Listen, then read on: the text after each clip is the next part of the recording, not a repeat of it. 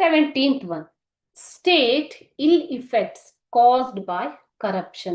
You have seen now what is corruption and what are the activities involved in corruption, right? So all those activities are a part of corruption only.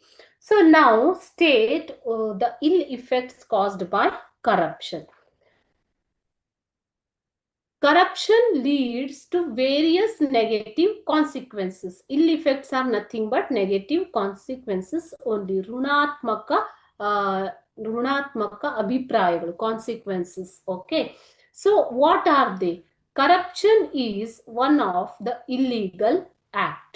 ಇದು ಒಂದು ಕಾನೂನಿಗೆ ವಿರುದ್ಧವಾದ ಚಟುವಟಿಕೆ. It is anti-social and immoral act also. Aunty social ಅಂದ್ರೆ ಸಮಾಜಕ್ಕೆ ವಿರುದ್ಧವಾದದ್ದು. ಸಮಾಜಕ್ಕೆ ವಿರುದ್ಧ. It is against social norms, rules and regulations. And also it is immoral. Immoral ಅಂತಂದ್ರೆ ಏನು ಮಕ್ಕಳೇ? ಅನೈತಿಕ ಚಟುವಟಿಕೆ.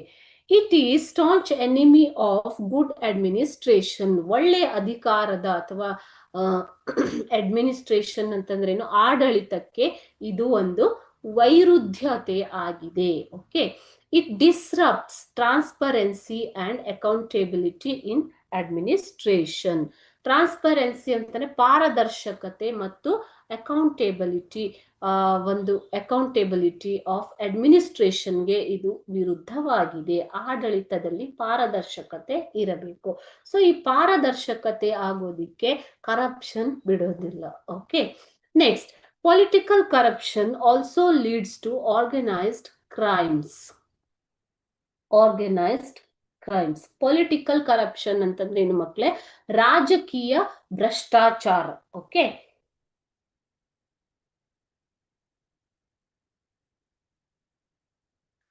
ರಾಜಕೀಯ ಭ್ರಷ್ಟಾಚಾರವು ಒಂದು ಸಂಘಟಿತವಾದ ಅಪರಾಧಕ್ಕೆ ಎಡೆ ಮಾಡಿ ಕೊಡುತ್ತೆ.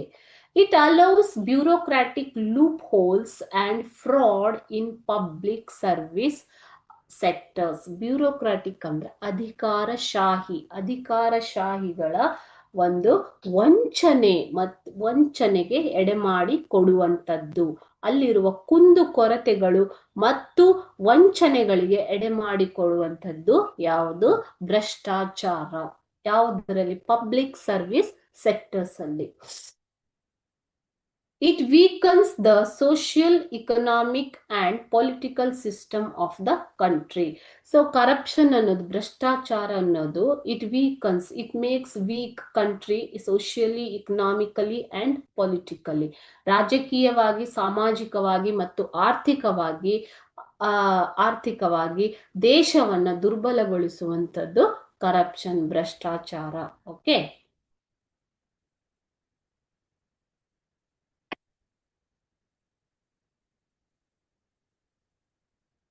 I'll read it once again.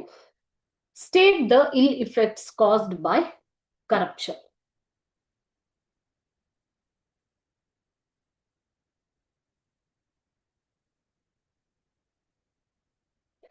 Corruption leads to various negative consequences. Here, the effects of corruption are always negative. So, negative consequences ಅಂದ್ರೆ ಋಣಾತ್ಮಕ ಪರಿಣಾಮಗಳನ್ನ ಬೀರತ್ತೆ. So, ಯಾವುದು ಋಣಾತ್ಮಕ ಪರಿಣಾಮಗಳು? Corruption is mainly an illegal act and it is against the social norms, anti-social, and it's immoral also. So ಭ್ರಷ್ಟಾಚಾರ ಎನ್ನುವಂಥದ್ದು ಕಾನೂನಿಗೆ ವಿರುದ್ಧವಾದದ್ದು, ಸಮಾಜಕ್ಕೆ ವಿರುದ್ಧವಾದದ್ದು ಮತ್ತು ನೈತಿಕತೆಗೂ ಕೂಡ ವಿರುದ್ಧವಾದಂತಹ ಒಂದು ಚಟುವಟಿಕೆ. It is staunch enemy of good administration. ಒಳ್ಳೆಯ ಒಂದು ಆಡಳಿತಕ್ಕೆ ಇದು ಶತ್ರುವಾಗಿ ಪರಿಣಮಿಸಿದೆ. ಯಾಕೆ ಅಂತಂದ್ರೆ ಇದು ಅಡೆತಡೆಯನ್ನ ಉಂಟು ಮಾಡುತ್ತೆ. ಯಾವುದರಲ್ಲಿ? ಅಕೌಂಟೆಬಿಲಿಟಿ ಅಂಡ್ ಟ್ರಾನ್ಸ್ಪರೆನ್ಸಿಯಲ್ಲಿ ಅಡೆತಡೆಗಳನ್ನ ಉಂಟು ಮಾಡುತ್ತೆ. ಓಕೆ. ಹೊಣೆಗಾರಿಕೆ ಮತ್ತು ಪಾರದರ್ಶಕತೆಗೆ ಇದು ವೈರುಧ್ಯವಾಗಿರುವಂತಹ ಒಂದು ಚಟುವಟಿಕೆ. ಸೊ ಇದರಿಂದ ಒಳ್ಳೆಯ ಆಡಳಿತವನ್ನ ನೀಡಬಹುದು. ಆದರೆ ಈ ಟ್ರಾನ್ಸ್ಪರೆನ್ಸಿ ಮತ್ತು ಅಕೌಂಟೆಬಿಲಿಟಿ, ಹೊಣೆಗಾರಿಕೆ ಮತ್ತು ಪಾರದರ್ಶಕತೆಯಿಂದ, ನೀವು ಕರಪ್ಷನ್ ಇದ್ರೆ ಹೊಣೆಗಾರಿಕೆ ಮತ್ತು ಪಾರದರ್ಶಕತೆಯಿಂದ ಆಡಳಿತ ಮಾಡೋದಿಕ್ಕೆ ಸಾಧ್ಯ ಆಗೋದಿಲ್ಲ. ಸೊ ಇದು ಒಂದು ಒಳ್ಳೆಯ ಆಡಳಿತಕ್ಕೆ ವಿರುದ್ಧವಾದದ್ದು ಅಂತ ಹೇಳ್ಬೋದು. Political corruption also leads to organised crimes. ಈಗ ರಾಜಕೀಯ ಭ್ರಷ್ಟಾಚಾರ ಇದ್ರೆ ಇದರಿಂದ ಸಂಘಟಿತವಾದಂತಹ ಅಪರಾಧಗಳು ನಡೆಯುವಂತ ಸಂಭವ ಹೆಚ್ಚು. ಯಾಕೆ ಅಂದ್ರೆ it allows bureaucratic loop holes.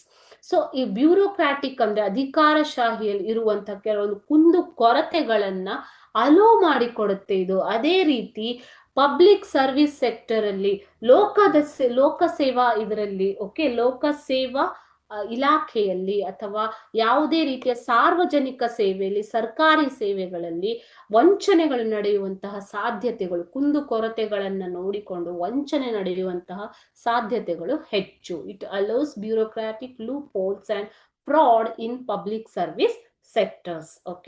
It weakens the social, economic and political system of the country. By all this way, it weakens the social, economic and political system of the country.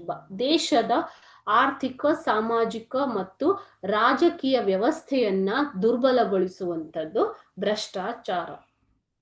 ಇವೆಲ್ಲ ಏನು ಋಣಾತ್ಮಕ ಪರಿಣಾಮಗಳು. These all are the negative consequences of corruption.